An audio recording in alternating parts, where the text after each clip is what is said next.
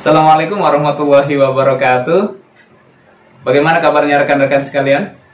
Alhamdulillah, semoga selalu dalam keadaan sehat dan baik semuanya ya. Ya, tentu kita harus selalu menjaga kesehatan diri kita, karena di tengah-tengah kita telah terjangkit pandemi yang luar biasa, yaitu wabah virus corona yang tidak hanya menjangkiti negeri kita Indonesia, tapi juga menjadi wabah secara global. Oleh karena itu kita harus senantiasa menjaga kesehatan diri kita.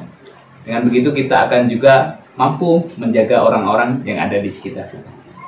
Oke, adik-adik dan rekan-rekan sekalian, perkenalkan sebelumnya, nama saya adalah Trifatur Rahman. Saya adalah salah satu mahasiswa Pasca Sarjana YIN Fatahul Buluk Papua, Prodi PAI Multikultur Angkatan 4, yang kebetulan hari ini berkesempatan untuk melakukan praktek micro teaching atau praktek mengajar mata kuliah administrasi pendidikan yang diampu oleh Pak Dr. Haji Talabudin MPD. Adik-adik dan rekan-rekan mahasiswa sekalian, sebelumnya semuanya sudah mengisi presensi ya. Oke, kalau ada yang belum silahkan mengisi presensi dulu sambil menunggu presensi diedarkan ya. Semoga semuanya hadir. Kalau toh ada yang tidak hadir pada kesempatan kali ini, kita doakan memiliki uzur syar'i sehingga di sesi-sesi selanjutnya atau di kesempatan selanjutnya bisa membersamai kita semua. Oke, rekan-rekan mahasiswa sekalian, materi yang akan kita share dan kita diskusin bersama adalah terkait dengan administrasi pendidikan. Ya, tentu administrasi pendidikan nanti kita akan bahas lebih jauh. Sebelum kita jauh melangkah ke konsep dasar, ruang lingkup serta komponen-komponen administrasi pendidikan itu sendiri, ya, ada kala sebaiknya ya rekan-rekan sekalian menyaksikan materi dalam bentuk video yang sudah saya create sebagai berikut. Rekan-rekan silahkan menyaksikan.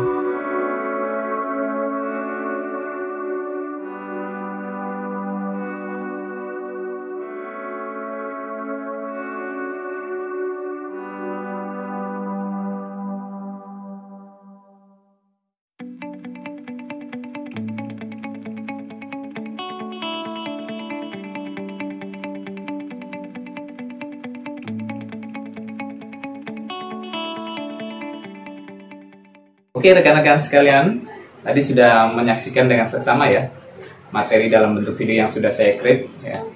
Semoga itu memberikan wawasan keilmuan bagi kita semua terkait dengan administrasi pendidikan.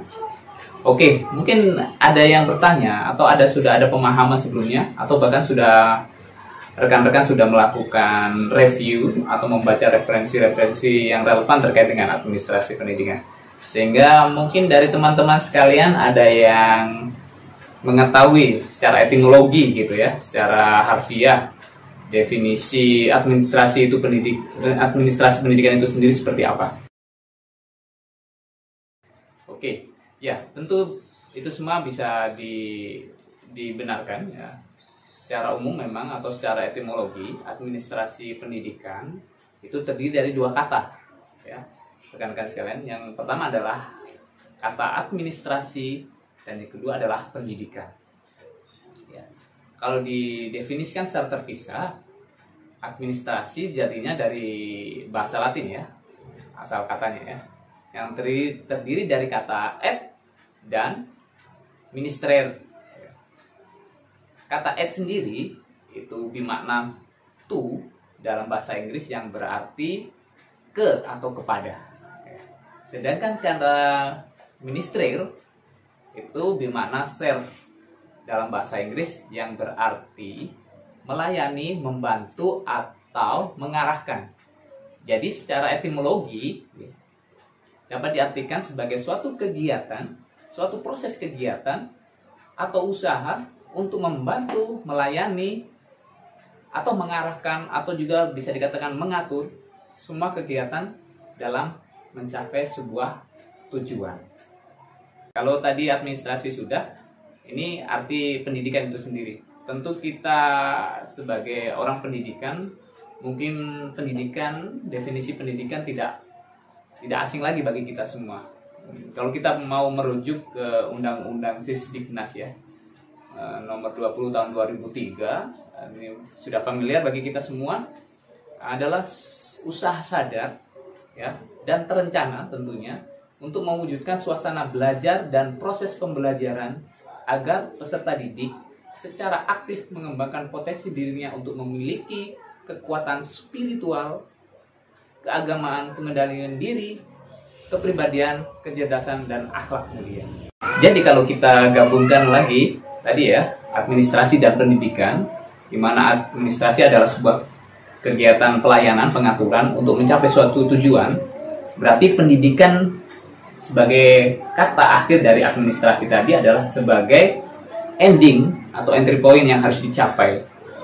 Kalau merujuk ke Undang-Undang Sisdiknas atau pembukaan Undang-Undang 1945, tujuan pendidikan kita adalah mencerdaskan kehidupan bangsa kalau dalam konteks pembukaan Undang-Undang 45 ya. Kalau secara luas dalam Undang-Undang Sisdiknas juga dijelaskan bahwa tujuan pendidikan adalah untuk ya, mewujudkan peserta didik yang aktif ya, mengembangkan potensi dirinya untuk memiliki kekuatan spiritual, keagamaan, ya, pengendalian diri, kepribadian, kecerdasan, akhlak mulia atau yang sekarang kita kenal dengan karakter, serta keterampilan yang diperlukan untuk dirinya, masyarakat, bangsa, dan negara. Oke, rekan-rekan sekalian, kalau tadi adalah pengertian secara etimologi dari kata administrasi pendidikan, yang terdiri dari kata administrasi dan juga pendidikan. Administrasi pendidikan sendiri oleh beberapa ahli juga telah didefinisikan. Begitu banyak tentunya kalau kita mau merujuk ke berbagai macam literatur yang ada, banyak sekali ahli yang mendefinisikan terkait dengan administrasi pendidikan. Mungkin dari teman-teman, rekan-rekan sekalian, ada yang sudah tahu, mungkin sudah membaca definisi ahli ya oleh pakar terkait dengan administrasi pendidikan, bisa disampaikan. Yang nanti menjadi bahan pengayaan bagi kita semua. Dalam slide saya, itu saya tampilkan hanya beberapa saja, yang semoga ini bisa mewakili dari beberapa definisi ahli yang ada. Yang pertama adalah menurut Robert Wilson ya. Education administration is the coordination of forces necessary for the good interaction for all children within a school organization into an orderly plan for accomplishing the unit objective and the ensuring of their proper accomplishment. Nah, kalau diartikan secara sederhana, administrasi pendidikan adalah koordinasi seluruh kekuatan yang diperlukan untuk instruksi yang baik dari semua peserta didik atau siswa dalam organisasi sekolah itu sendiri ke dalam rencana-rencana yang teratur atau tertib untuk mencapai tujuan dari unit itu sendiri atau tujuan dari sekolah itu sendiri, dan dalam rangka memastikan pencapaian tujuan yang tepat untuk mereka. Itu menurut Wilson atau Robert Wilson. Kemudian ada menurut Departemen Pendidikan RI, suatu proses keseluruhan kegiatan bersama dalam bidang pendidikan yang meliputi perencanaan, pengorganisasian, pengarahan, pelaporan, pengkoordinasian, pengawasan, dan pembiayaan dengan menggunakan atau memanfaatkan fasilitas yang tersedia baik ya untuk baik personel ya, baik personel artinya orangnya, material maupun spiritual. Tentu ini untuk mencapai tujuan pendidikan secara efektif dan efisien. Nah, itu menurut Departemen Pendidikan sana. Nah, sedangkan untuk definisi menurut dari Nawawi, administrasi pendidikan adalah rangkaian kegiatan atau keseluruhan proses ya, pengendalian usaha kerjasama sejumlah orang untuk mencapai tujuan pendidikan secara sistematis yang diselenggarakan dalam lingkungan tertentu, terutama dalam lembaga pendidikan formal. Kemudian menurut Goodcutter dalam bukunya ya, dalam Dictionary of Education, adalah segenap teknik atau cara dan prosedur yang dipergunakan dalam penyelenggaraan lembaga pendidikan sesuai dengan kebijakan yang telah ditentukan ya. Itu ada beberapa definisi ahli yang bisa kita acu. Tentu ini tidak menutup kemungkinan ada definisi-definisi lain yang bisa ditambahkan. Nah, ini tentu rekan-rekan mahasiswa bisa mempelajarinya lebih lanjut di dalam buku yang sudah saya share sebelumnya. Oke, next selanjutnya yaitu tujuan administrasi pendidikan. Ya, secara garis besar atau secara umum, secara general, tujuan administrasi pendidikan adalah untuk mencapai tujuan dari pendidikan itu sendiri, atau sebagai alat ya, media untuk mencapai tujuan pendidikan. Di awal kita sudah jelaskan ya, tujuan pendidikan nasional kita itu apa ya. Kalau kita merujuk ke pembukaan Undang-Undang Dasar 1945, tentu tujuan pendidikan kita adalah untuk mencerdaskan kehidupan bangsa. Lebih detail diurai dalam Undang-Undang Sistem Pendidikan Nasional kita nomor 20 tahun 2003, yaitu tujuannya nanti bisa dibaca ulang di slide sebelumnya. Oke, ada 4 tujuan administrasi. Ini menurut Sir Giovanni dan Carver ya. Tentu ada beberapa ahli lain yang juga memberikan pengertian tujuan dari administrasi, ada beberapa mungkin ya. Yang saya ambil ini adalah pendapatnya Sir Giovanni dan Carver. Ada 4. Yang pertama tentu untuk efektivitas. Ya. Yang kedua untuk efisiensi.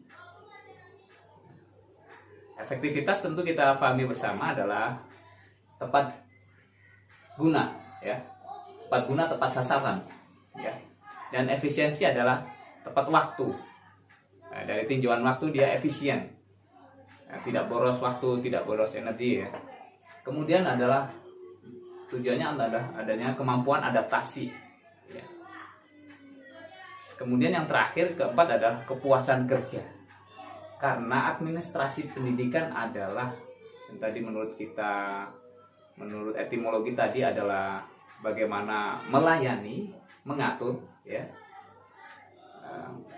secara tertib ya. Tentu endingnya adalah memberikan kepuasan kerja bagi segenap komponen yang terlibat dalam administrasi pendidikan. Kalau dalam konteks sekolah, tentu semua warga sekolah memiliki kepuasan kerja. Gitu. Dalam konteks pendidikan di Indonesia, administrasi pendidikan adalah subsistem dari sistem pendidikan nasional. Maka tujuannya adalah mendukung tercapainya tujuan pendidikan nasional, yaitu apa? Mendidik dan mengembangkan peserta didik agar menjadi manusia yang beriman dan bertakwa kepada Tuhan Yang Maha Esa, berakhlak mulia, sehat, berilmu, cakap kreatif, dan bertanggung jawab. Ya. Itu kita rujuk dari undang-undang dan undang-undang Sisdiknas. Oke, next. Ada pertanyaan? Belum? Oke, tidak apa-apa. Kita lanjut ya, rekan-rekan sekalian. Jangan sampai ada yang mengantuk ya, karena materinya yang saya singkat ini ya. Jadi point to point, sehingga harapannya kan nanti rekan-rekan bisa memahaminya. Dan nanti di akhir sesi juga nanti akan saya bagikan buku yang menjadi rujukan. Ada beberapa buku yang saya rujuk, ya, buku dalam bentuk PDF. Nanti bisa saya share, teman-teman bisa memilikinya. Oke, yang ketiga yaitu fungsi administrasi pendidikan. Secara umum ada 8 fungsi ya administrasi pendidikan. Pertanyaan awal adalah, apa bedanya administrasi dengan manajemen? Beda atau sama?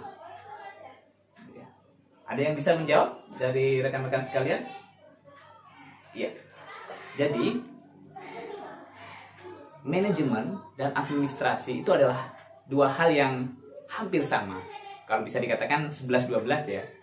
Jadi, administrasi itu ada di dalamnya manajemen atau pengelolaan. Karena isi konten dari administrasi adalah bentuknya adalah bagaimana mengelola juga. Nah, di mana manajemen adalah fungsinya mengelola, maka di manajemen muncul fungsi manajemen. Fungsi manajemen kita bahkan sudah familiar, terkenal dengan istilah POACE ya. Planning, organizing, coordinating, communicating, hingga evaluating. Nah, ini sama. Di administrasi pendidikan juga terkenal istilah 8 fungsi administrasi pendidikan. Sama ya. Makanya tadi saya katakan administrasi dengan manajemen itu sama. Nah, administrasi adalah di dalamnya juga ada pengelolaan. Sehingga memiliki 8 fungsi yang sama dengan manajemen. Yang pertama adalah fungsi planning, ya, terkait dengan apa saja yang direncanakan akan dilakukan dan bagaimana cara melakukannya. Itu di planning, di perencanaan, di organizing yang kedua ya. Setelah di planning, direncanakan, dilakukan organizing, penyusunan dan pembentukan hubungan kerja antar individu-individu yang terlibat di dalamnya, sehingga kesatuan usaha dalam upaya pencapaian tujuan administrasi pendidikan dapat terwujud. Kemudian setelah di planning, di organizing, tentu di coordinating ya, atau dikoordinasikan ya. Kegiatan yang membawa manusia atau material ide, teknik, dan tujuan ke dalam suatu hubungan yang harmonis dan produktif. Dikoordinasikan biar tidak tumpang tindih antara unit satu, antara personil yang satu dengan personil yang lain. Jadi perlu adanya koordinasi. Kemudian dilanjutkan dengan yang keempat, communicating atau komunikasi. Nah, tentu dalam konteks pengelolaan atau administrasi, komunikasi menjadi hal yang sangat penting bagi kita, karena kalau tidak ada komunikasi bisa terjadi miss atau miscommunication, bisa salah paham yang berakhir pada pahamnya salah ya, sehingga tidak terjadi hubungan yang baik. Nah, bisa jadi tujuan besarnya atau goal settingnya tidak akan tercapai ketika tidak terjadi komunikasi. Maka komunikasi menjadi suatu hal yang urgent ya dalam pelaksanaan suatu program pendidikan, mulai mencakup penyebaran informasi, penyampaian gagasan, dan maksud baik secara tertulis maupun lisan. Apalagi di era digital ya saat ini ya, era ya kecanggihan teknologi, bahkan komunikasi melebihi batas yang kita bayangkan. Ya, bahkan hari ini kita ngomong apa besok itu sudah tersebar di seantero jagat melalui jejaring media. Nah, apalagi dengan media sosial yang ada di genggaman tangan kita saat ini, itu mempermudah kita berkomunikasi. Itu dari sisi positifnya, kita harus mengambil sisi positifnya ya. Sisi negatifnya kita harus bisa minimalisir. Selanjutnya yang kelima yaitu supervisi ya. Program pendidikan tentu harus disertai dengan adanya pengawasan. Proses pengawasan program pendidikan harus dilakukan dengan teliti agar tujuan pendidikan dapat tercapai. Wajib ya hukumnya ketika pengorganisasian ya rencana itu diorganisasikan, kemudian dikoordinasikan dan kemudian dikomunikasikan, perlu diawasi proses berjalannya. Dan sampai tidak diawasi nanti ada yang off the rail, keluar dari rail ya, keluar dari pakemnya, maka fungsi supervisinya di situ muncul agar tetap di jalurnya ya, berada di jalurnya, berada di track ya gitu. Kemudian staffing sudah berjalan mulai dari proses perencanaan, jadi penempatan staff atau personal ya itu terjadi sudah sejak direncanakan, jadi dalam planning sudah muncul ya, dan pengorganisasian tentu ini disinilah ketika seorang pemimpin memilih ya person-person yang dianggap mampu dan kompeten untuk menempati jabatan-jabatan tertentu. Jangan sampai pemimpin salah dalam menempatkan positioning orang-orangnya yang ada di dalamnya. Kalau salah nanti tentu akan merusak perencanaan yang sudah ada. Ya, tempatkanlah orang-orang yang tepat menurut keahliannya. The right man on the right place ya. Orang yang tepat di lokasi atau di tempat atau di posisi yang tepat begitu. Selanjutnya yaitu budgeting ya, terkait dengan pembiayaan.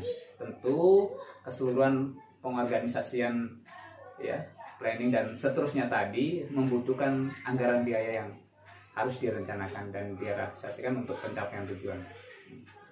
Tentu kesemuanya itu membutuhkan cost yang harus dikeluarkan oleh lembaga pendidikan. Kemudian yang terakhir yaitu evaluasi. Untuk meneliti dan mengetahui efektivitas pelaksanaan proses dari keseluruhan organisasi dalam upaya pencapaian tujuan-tujuan pendidikan tadi harus dievaluasi. Bentuk evaluasinya beragam ya. Bisa evaluasi rutin mingguan, bulanan, atau tahunan sesuai dengan kebutuhan dan konteks manajemennya atau administrasinya. Ya, itu. Oke. Sebelum kita lanjut, ada pertanyaan di sini? Sampai sini ada pertanyaan? Ada yang belum dipahami? Atau ada yang belum dimengerti? Atau ada hal-hal yang perlu kami jelaskan ulang terkait dengan 8 fungsi dari administrasi pendidikan yang notabene hampir sama atau bahkan sama dengan 8 fungsi manajemen. Oke rekan-rekan mahasiswa sekalian, saya kira pertemuan hari ini kita cukupkan. Nanti kita akan pembahasan materi selanjutnya di pertemuan yang kedua. Jangan lupa nanti kalau memang ada pertanyaan yang perlu diajukan silahkan kontak ya di nomor yang sudah saya share tadi, atau bisa melalui email yang sudah tertera di presentasi tadi. Ya. Tetap jaga kesehatan teman-teman, jaga kebersihan diri, selalu cuci tangan. Dengan menjaga diri kita, tentu akan menjaga orang-orang di sekitar kita. Jangan lupa tetap di rumah. Saya akhiri, Assalamualaikum warahmatullahi wabarakatuh.